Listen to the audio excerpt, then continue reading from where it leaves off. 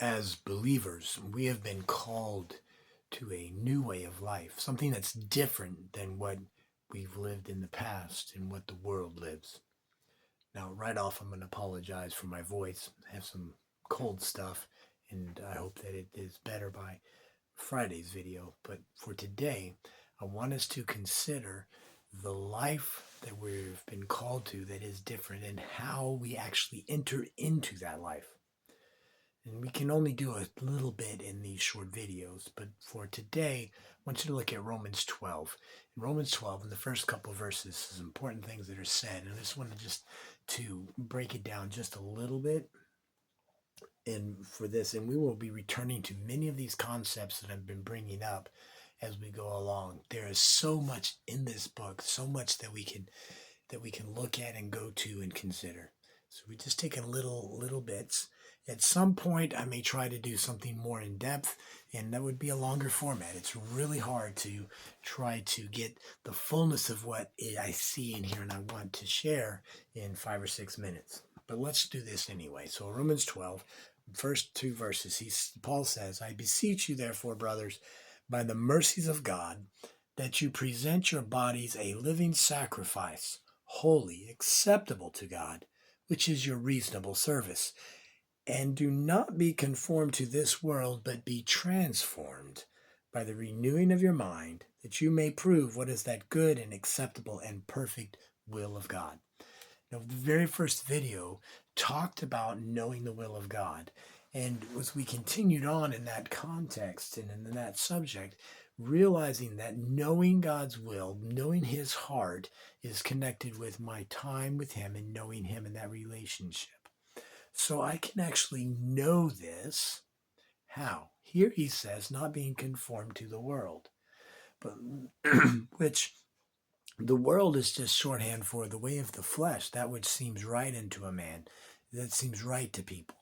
When you go all the way back to the Garden of Eden, Adam and Eve chose to eat of the tree of the knowledge of good and evil. And it's not just that suddenly they knew all the good and evil.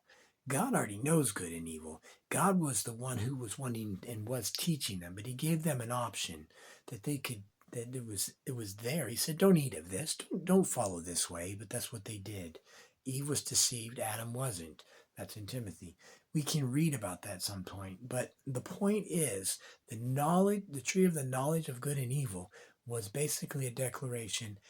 I'm going to figure out what's right and what's wrong on my own.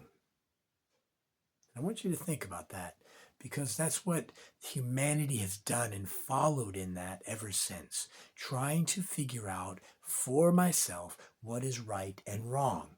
And they, just like Adam and Eve did, they cut themselves off from the wisdom of the universe, the whole wisdom of the Creator, the one who made them.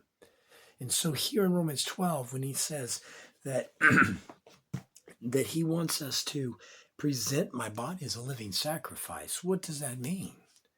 For one thing, it means is that I'm going to lay down my self-will, that I'm going to figure it out, that I will figure out and determine what's right and wrong. And I'm going to listen to the one who is my Father who knows.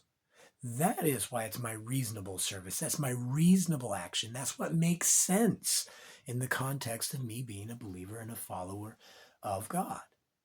And as he goes on, he says that I'm not conformed and looking like this world and trying to figure out right and wrong and how it's done according to the world's ways.